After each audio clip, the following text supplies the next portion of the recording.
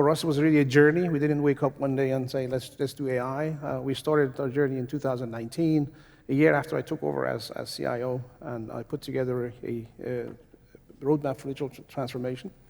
And part of it was also AI at that time, machine learning, and I think I talked about the whole story of COVID and all that. But where we are right now is we are adopting AI in 3 distinct domains. One in information technology. I think that's probably the safest place we start, knowing all the pushback people get. For AI, we started that journey again back in like 5 years ago, looking at machine learning, traditional AI, and filtering, both on the student side and content filtering and email filtering.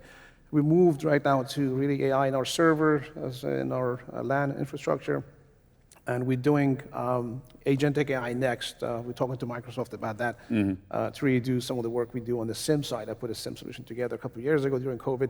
I want to go from human side just to agentic to see how we could manage that.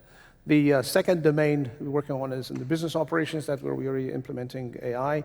We started that as well sometime a couple of years ago, sort of moving out of AI space, a little bit more to public.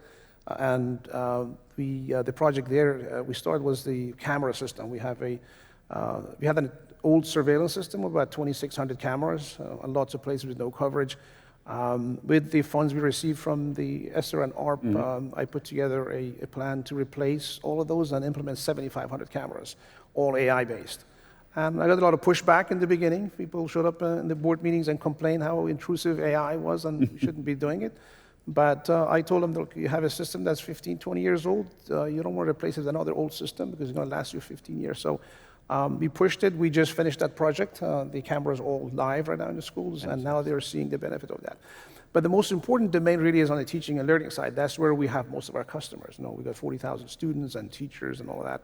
And we've been working on that front with the introduction of PowerBuddy, obviously, in that space. We did that project. This past year, we really started working on Schoology, CI, and all that, which I'll talk about. But PowerBuddy is a big player there. We finished implementing that in 16 schools. It's about 25% of our schools. Amazing. And we're going to go full force again this year to implement it in all the schools. And then we implemented some other solutions in that space too, both in the business operations we are doing. Right now I'm looking at, let's say, a generic Gen AI platform for people to use because they all complain that I block ChatGPT and they need that, and people go home and do it, but that doesn't work.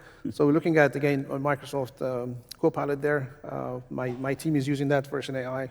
With 30 people there, we're going to move into that space with other people engaged, and then eventually we'll wind up in the teaching and learning side.